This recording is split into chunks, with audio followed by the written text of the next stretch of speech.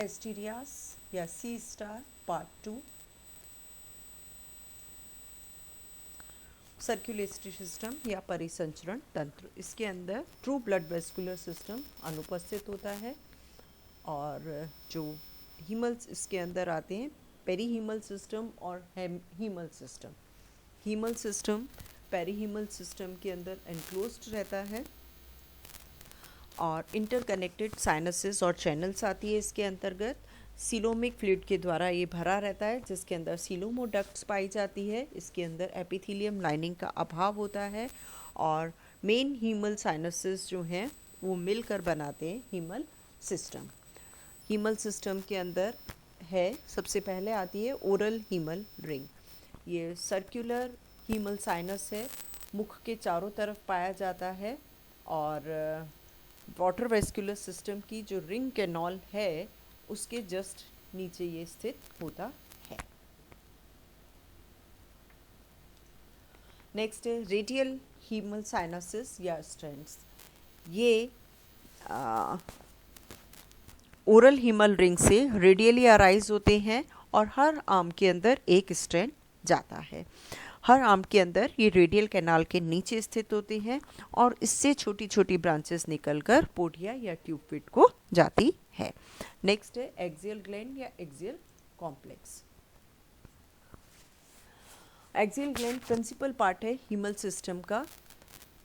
ये axial gland axial perihemal system के axial sinus के अंदर एनक्लोज्ड रहती हैं। इसके अंदर कनेक्टिव टिश्यूज़ के अंदर पाए जाते हैं जिसमें इंटर कम्युनिकेटिंग स्पेसेस होते हैं जिनमें एमीबॉइक कार्पसल्स जिसमें फ्लूइड भरा रहता है जिसके अंदर एमीबॉइक कार्पसल्स होती है और इनमें ब्राउन कलर का पिगमेंट पाया जाता है।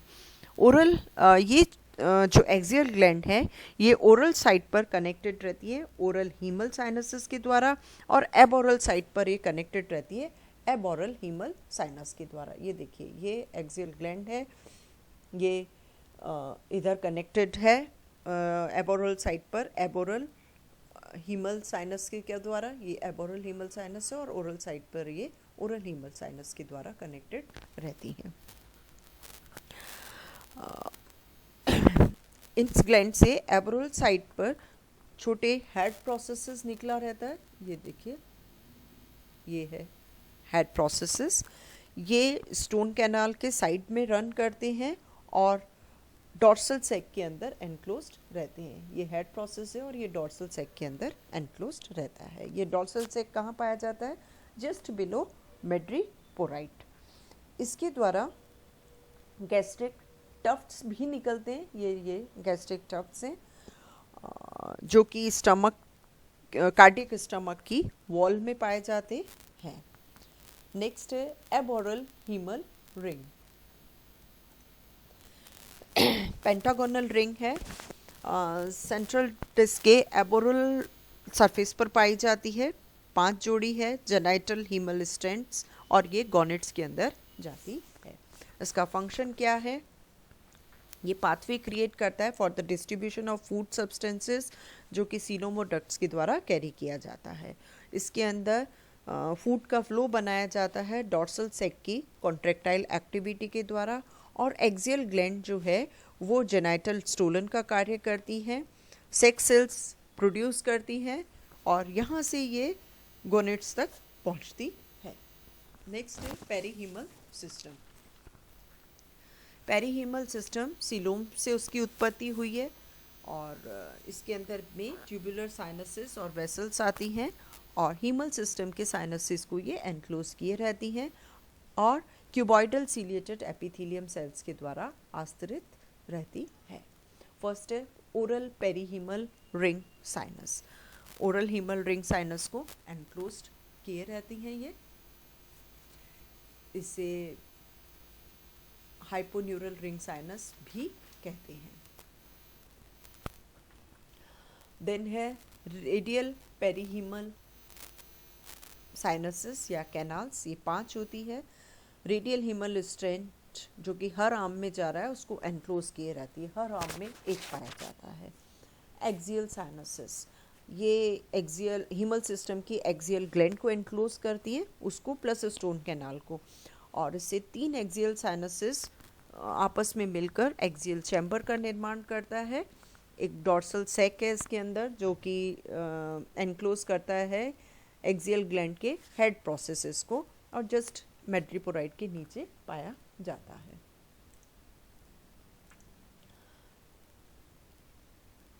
देन है aboral perihaemal ring sinus, aboral haemal ring sinuses को एनक्लोज किए रहता है। उसके बाद है जेनाइटल पेरीहीमल साइनस, गोनेट्स को एनक्लोज करता है और जेनाइटल हीमल स्ट्रेंड्स को एनक्लोज करता है। मार्जिनल साइनसेस, जेनाइटल साइनसेस 5 जोड़ी है, हर आर्म के अंदर एक जोड़ी पाया जाता है। मार्जिनल साइनस 10 होते हैं संख्या में और प्रत्येक आर्म के अंदर 2 मिलता है, और मार्जिनल नर्व कॉर्ड के ओबोरल साइड पर पाया जाते हैं। देन है पेरीब्रैंकियल साइनसेस, ये सर्कुलर साइनसेस हैं और पेप्युला के बेसल पार्ट्स के चारों तरफ मिलते हैं। नेक्स्ट है एस्टीरियाज में रिप्रोडक्टिव सिस्टम। ये जंतु यूनिसेक्सुअल या डायोशियस हैं, नर और मादा अलग अलग पाए जाते हैं और इनमें स्पष्ट लैंगिक द्विरूपता नहीं मिलती है, सिर्फ ब्रीडिंग सीजन में कलर डिफरेंस के द्वारा इनको आइडेंटिफाई किया जा सकता है। लेकिन कुछ स्पीशीज़ जैसे कि एस्टीरियाज रूबेंस है, ये उभयलिंगी भी होती है। इनके अंदर रिप्रोडक्टिव सिस्टम प्रिमिटिव टाइप का है, इसके अंदर कॉपुलेटरी ऑर्गन्स, एसेसरी ग्लैंड्स, ओवा और मैच्योर स्पर्म को स्टोर करने के लिए कोई भी अंग नहीं मिलते हैं। सिर्फ गॉनेट्स पाए जाते हैं जो कि रिप्रोडक्टिव ऑर्गन का काम करते हैं।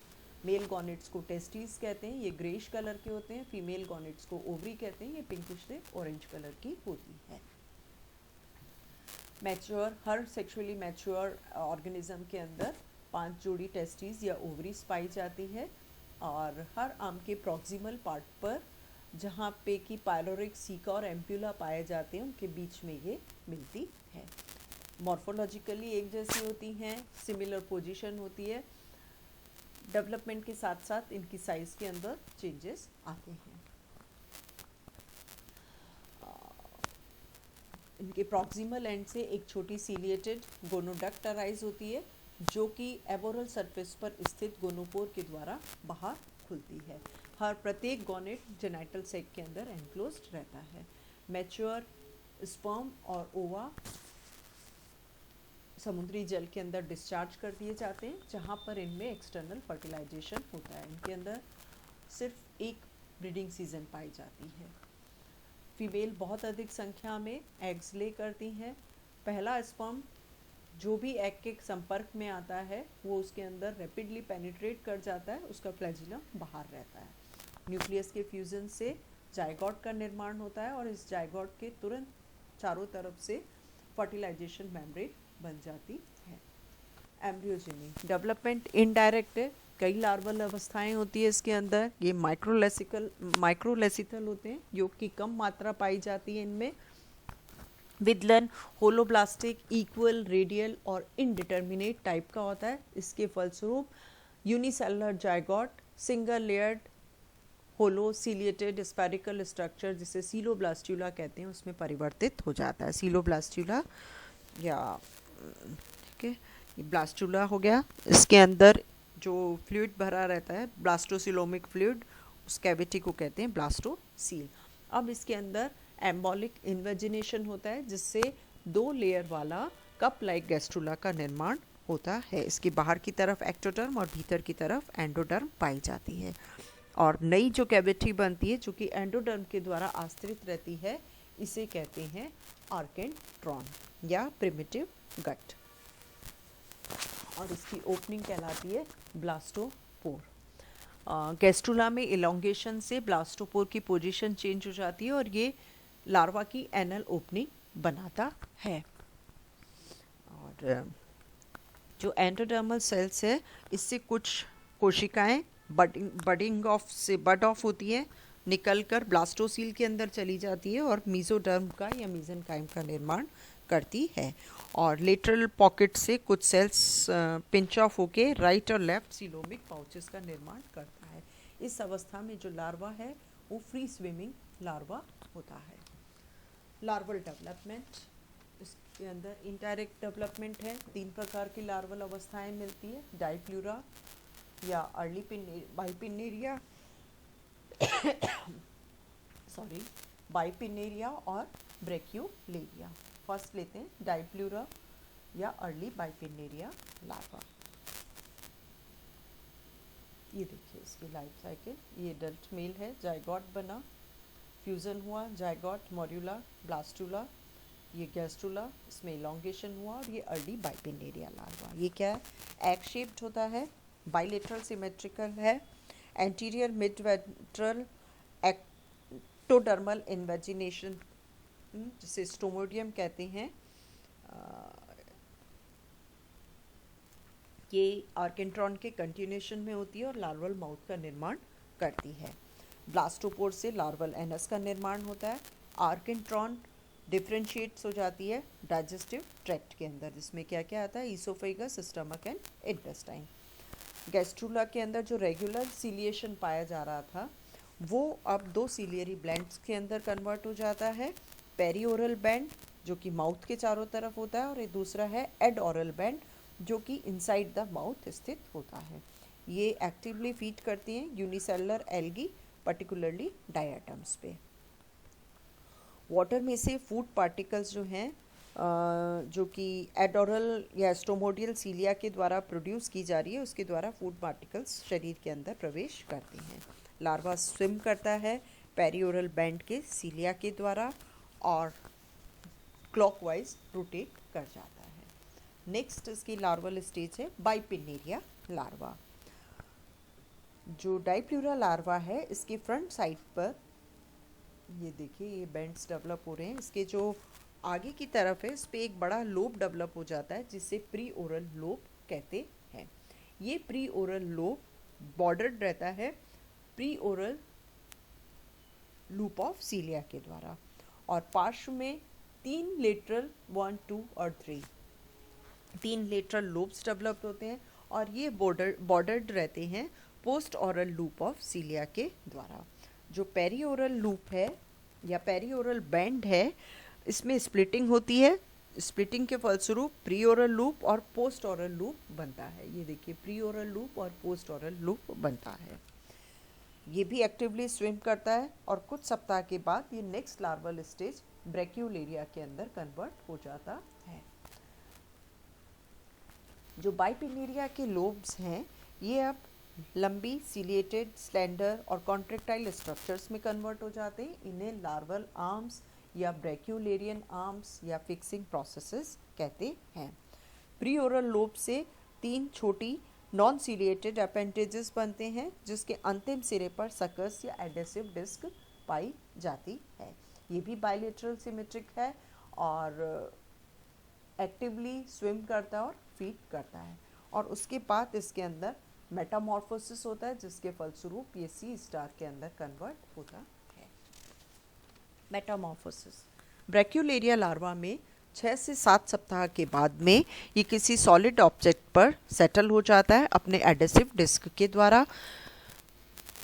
लार्वा का जो एंटीरियर एंड है उस पे जो प्री ओरल लूप पाया जा रहा है उसके द्वारा एक स्टॉक का निर्माण होता है, एक वृंत का। ये वृंत का निर्माण होता है जिसके द्वारा ये आधार से चिपकते हैं।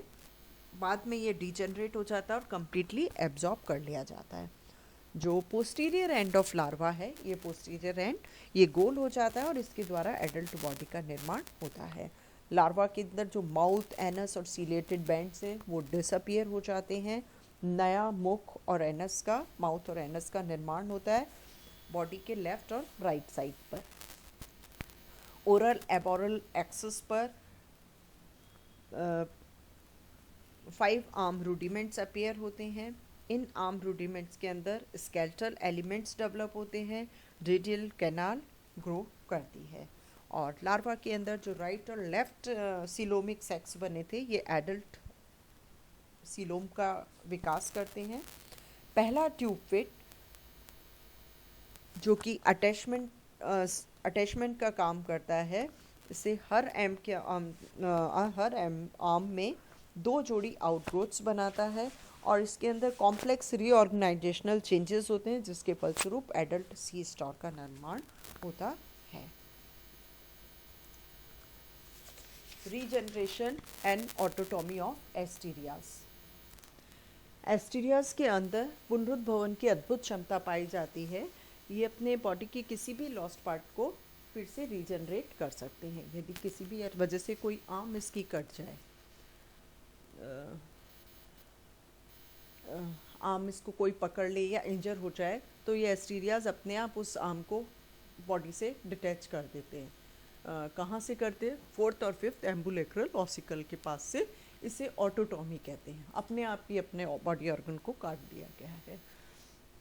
और इसके बाद जो ओपनिंग सेंट्रल डिस्क के साइड में बच रह जाती है कटी हुई आर्म की वजह से, वो इमीडिएटली क्लोज कर दी जाती है। किसके द्वारा?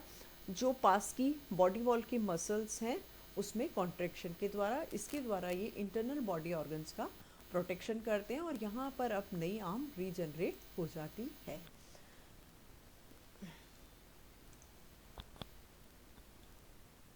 एस्टीरिना वल्गरिस के अंदर एक सिंगल आर्म, जिसके अंदर की डिस्क का छोटा सा पोर्शन भी मौजूद है, वो एंटायर एनिमल बना सकती है।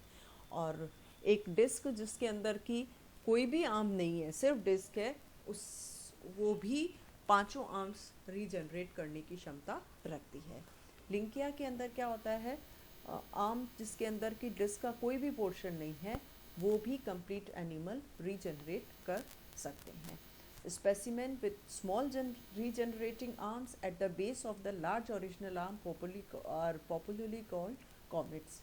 ये बड़ी आर्म है, एक आर्म है, और इसके नीचे ये जो नई 4 आर्म्स और बन रही है इसके बेस पर, इसको कॉमनली कहा जाता है कॉमेट्स। ये है असाइनमेंट एंड देन इसके